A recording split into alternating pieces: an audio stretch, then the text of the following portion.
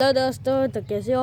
मैंने आपको पिछले पार्ट में बोला था कि चरवर खेलना सिखाऊंगा, तो अब हम वही खेलने जा रहे हैं। तो आपको सिंपली क्या चाहिए, 6 बाटें चाहिए और एक सामने वाला आदमी। आप देखो, हमें एक ईंट भी चाहिए होगी ताकि हम उसको बना पाए।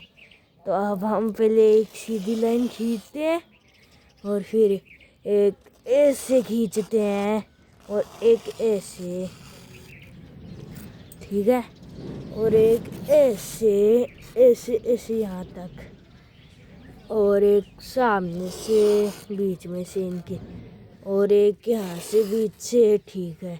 अब ये जो 4 खाने बन गए, इनको भी बीच में से काट देते हैं ऐसे, और इस साइड से भी हम ऐसे ही करेंगे।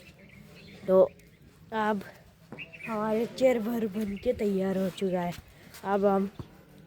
अब मान लो आप हमारी बारी है, तो बीच में हम एक कहीं पे भी एक गोटी धरे, एक ये धर दिया, ठीक है।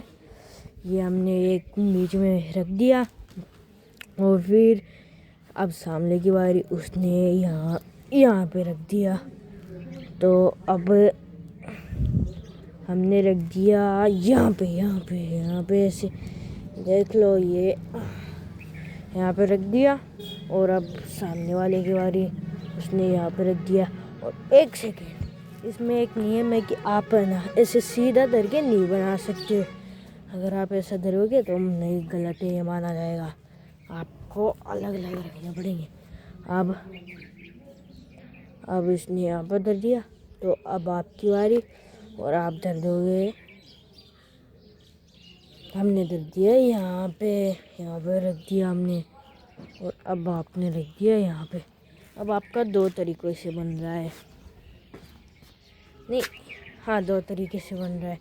अब तो एक तो देखो, आपकी बारी है, अब नहीं, सामने की बारी है। तो सामने क्या करेगा, आपको यहाँ पे रोकने के लिए यहाँ पे चल देगा, ठीक है।